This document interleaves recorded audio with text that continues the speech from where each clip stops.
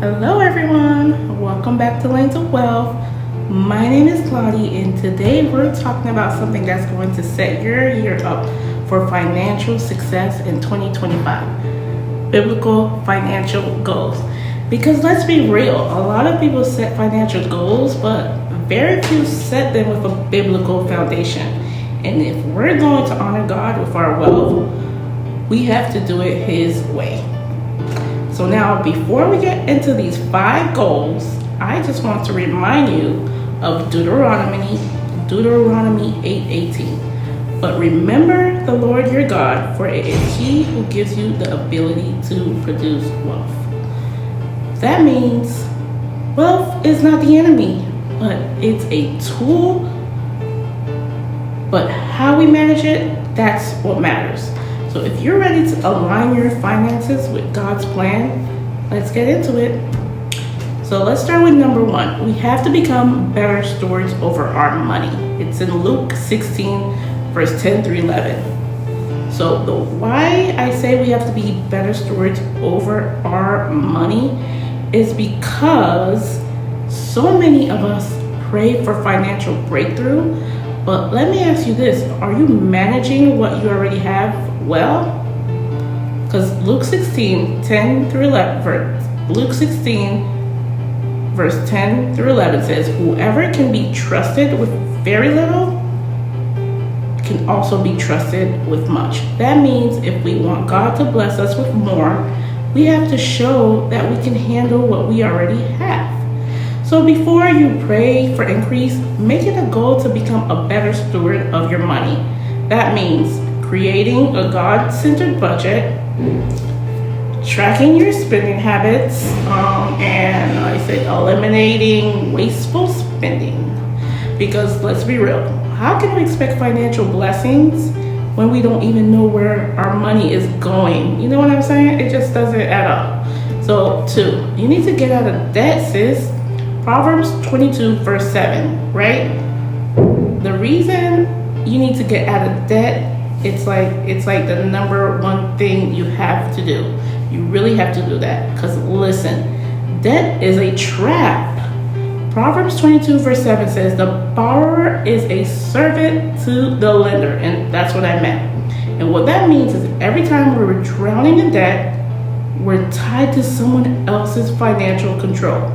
Now, I get it. Some things like student loans or mortgages might take a little longer to pay off, but high interest debt, credit card debt, buy now, pay later debt, that's gotta go. So make it your goal in 2025 to pay off one debt at a time. You can start from smallest to largest, but me, I like to start it with the higher interest. To stop using credit card for things you can't afford. And then trust that God is your provider, not a credit card. Becoming debt-free is a form of financial freedom. And when you're free, you can focus on using your money to build wealth instead of giving it away in interest. Like, man. So number 3, build generational wealth. Proverbs 13, verse 22. Right? Like, we all got to get... the secrets are in the Bible, guys. It tells us how to steward our money well, and we just have to look for it. So I really love this verse. Proverbs 13:22 says, a good person leaves an inheritance for their children's children. And I want you to catch this. This is not just about money. It's about wisdom, a knowledge, and a financial foundation that blesses future generations. And as a mom of 2, I'm definitely into that. So if you're serious about breaking generational cycles of financial struggles, here's what you can do. You can start investing in stock, real estate businesses, and you can teach your children about money early and create multiple streams of income. Because listen, wealth isn't just about you, it's about the legacy that you leave behind. Very important. Number 4, give and tithe consistently, right? Because that's something that you really have to do. And a lot of people think they don't have to do that.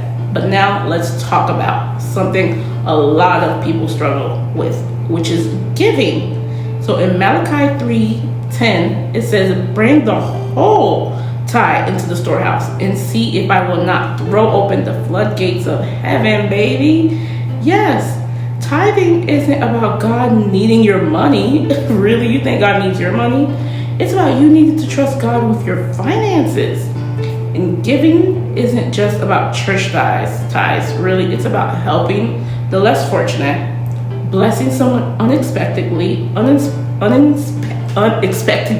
and supporting faith-based businesses. Because here's the truth, money is a test, and when you show God that He comes first, you'll start to see provision flow in ways you never imagined. So make 2025 and so on and forward a year that you become a cheerful giver and watch God multiply what's in your hands. So 5, align your work and business with your faith, right? So that's in collisions, right? So you need to definitely align your faith with your business. Because let's be real, we spend most of our lives working, but how many of us are actually doing work that aligns with our faith, values, and purpose? Because Colossians 3 verse 23 through 24 reminds us, whatever you do, work at it with all your heart as working for the Lord. I know we be at work, we don't want to be there, you're 9 to 5, you're like, you kind of like, I really did work. Yeah, I understand you, sis. So ask yourself, is this the way I'm making money in 2025 and honoring God? So if you have a business, is it serving people and glorifying God? If you're working a 9 to 5, are you still operating in excellence and integrity, even if you don't really like it? If you're starting a side hustle, is it rooted in purpose? Because here's the thing, when you align your finances with your faith, your success isn't just about making money, it's about making an impact. So whether you're launching a business, investing, or climbing in the corporate ladder, make sure God is in the center of it. So there you have it, 5 Bible-inspired financial goals every Christian woman should set in 2025 and moving in the future. So 1, be a better steward over your money. 2, get out of debt and break free financially. 3, you gotta start building generational wealth, sis. And 4, become a cheerful giver and trust God with your finances. And number 5, align your work and businesses with faith. Because listen, 2025 is not the year to sit on what God has given you. If you're ready to step into financial abundance, hit that like button, subscribe, and comment below which goal you're working on first. So let's grow wealth God's way. Hope to see you in the next video. Thank you. Bye-bye.